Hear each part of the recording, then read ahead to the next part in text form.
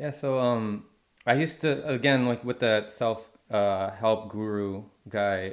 He had a forum online, and I liked how he implemented systems thinking, talking about politics, and he was saying some things that I like. Like he talked about Medicare for all. He talked about he criticized the Democratic Party. So I was like, okay, so this guy understands. Because the problem I see with some of these spiritual people is that they're very focused on the self, and it's good. We should be focused on the self, but we should also be focusing on the extended self. The environment, our community, other people. Why do we have all these problems in this world? Oh, it's because there's politicians that implement policies that are hurting us, that are hurting other people in other countries. It's just all connected. So I went on his forum, and he had recommendations on people for who to follow to expand your political wisdom, and I was not impressed by it. He had TYT. He had people with MSNBC contracts, and those were his favorite channels. He was even recommending Anand from MSNBC. He was recommending Vice. He was recommending Vox. I was like, this guy does not know what is going on with politics and how these people are hypocrites. He does not understand this. So he said, and then there was one time where I forgot what I think it was Russiagate. He was buying into Russiagate, and I was trying to debunk it, and then your name came up somehow, and he was saying Jimmy Dore is too angry and it's counterproductive. He's going to scare people away. So then I understand why you're angry, but could you give your take on why My you're show, angry? Yeah. can I just, because, it used to be the gold standard was being able to take your message to people who didn't agree with you and convert them. That used to be the gold standard for the left and the progressive. And that's what my show does more than anything. And I was on Tucker Carlson, and he admitted on air that it was through my strength of my argument that he changed his mind. That's the number one news show host in America, changed his mind on Julian Assange. Like, so instead of getting, so now he gets to talk to half of America and tell them the right shit about Julian Assange. And, but and that's what we're supposed to be doing. But what do people do because they don't like the fact that I criticize their favorite politicians? Is they try to make that somehow spin it into a negative.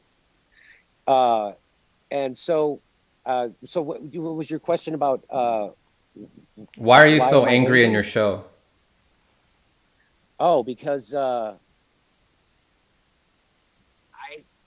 think it's hard to not be angry if you actually know what's going on.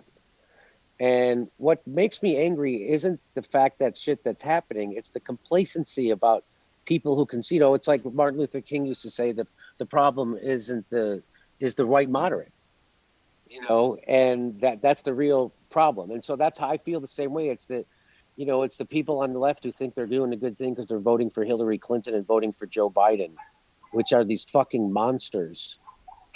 Mm. And then they pat themselves on the back, and again, it's like I don't mind an honest enemy. It's the people who are the wolves in sheep's clothing that I think are the most insidious, and that and gets my anger up. And I'm not afraid. I grew up on the southwest side of Chicago. Uh, Everybody yelled at everybody. Everybody beat the shit out of everybody. I think I used to have a joke about it that was very true. I would say, they used to they would hit us at school. I went to Catholic school. They used to beat the shit out of us at school. We'd go home. Our parents would hit us at home. We'd go to the park. We'd hit other people. We just always poor people beat the fucking shit out of each other, right? That's how I grew up. I grew up poor, drinking powdered milk, wearing hand-me-down shoes, shit like that. And so, and I think I swear like that too because I come from the same place, and I'm not embarrassed of it. Everybody's a hypocrite about swearing. Everybody's like, "Wow, the language." You guys all watch the Sopranos, and it's the number one television show. It's voted the number one television show in history by TV Guide, and somehow my swearing is somehow worse than that. You guys, it's funny how you have this squiggly line of sensitivity. So that's all just distractive tactics.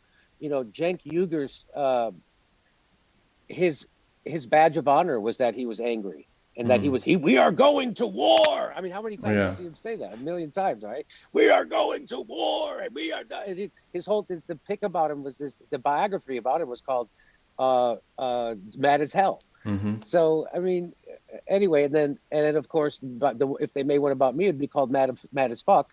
So because I'm just a little bit angry, I'm actually angry, and he's not. He's angry when it doesn't matter.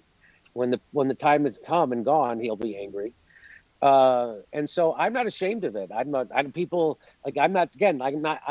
I love Sam Kinison. I love Bill Hicks. I love Lenny Bruce. I love George Carlin. Everybody always said those people. Why are they so angry? I don't. To me, it's exhilarating, and it's fun and it's funny. Lewis Black. What does anybody ever go? Why is Lewis Black so? Why is he so angry? Because it's funny, and it's a real emotion, and everybody tries to pretend they're not that angry. And I would, when I started doing my show for real on YouTube, I did it on the radio and I did a podcast and I did a live version of my show. But when I started doing it on a daily basis on YouTube, and I started doing live shows, and people would come up to me and I would meet the people after every show, and it was amazing that people would come up to me and say, "You kept me sane." And at first, I would think that they're just being overly whatever, like that's some kind of. And then enough people said it to me that I finally figured out what they meant. That I was expressing on the outside what they felt internally and were shamed to feel. And you know what's interesting? I talk about this in my act too. It's like, isn't it funny that people always like, wow, when I get worked up about something, they go, wow, you're really angry about that, huh? I go, yeah, I'm upset about the fact that the richest country in the world won't give its own people health care in the middle of a pandemic. I usually save my anger for important things, like Hollywood award shows and sporting events, because nobody cares if the guy is screaming about the Red Sox losing the pennant. They're like, "Oh, those motherfuckers! I can't believe they won the fucking." They're like, "What's wrong with that guy?" He's like, "Oh, he's a Red Sox fan." Oh, okay, that makes sense. That makes sense. But if that guy's what is he? He's screaming about the inequality in the richest country on the face of the earth. Oh, he's nuts. So it's funny how certain anger is okay. Of course, the anger of distraction, which is what sports are, professional sports are, right? They're here to distract us. They're here to make us pretend. Isn't it amazing?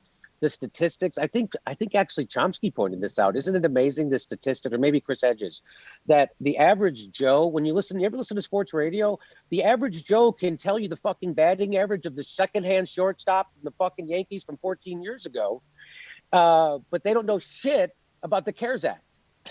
They don't know what the fuck's in the code. Isn't that funny? They're like, oh, politics is boring. Really? I like to tell people, if you want a pothole filled in front of your house, that's politics. If you want your kids to go to a good school, that's politics. If you want to be able to get health care when you're sick without going bankrupt, that's politics. Quit pretending like politics is something that you can fucking dip into like a dessert. It's your life. Yeah. It's all by design. I mean, we're all indoctrinated and propagandized to not criticize the system, and we do. We look crazy. Um, Yeah. and the people who call this out get suppressed. That's all by design, also.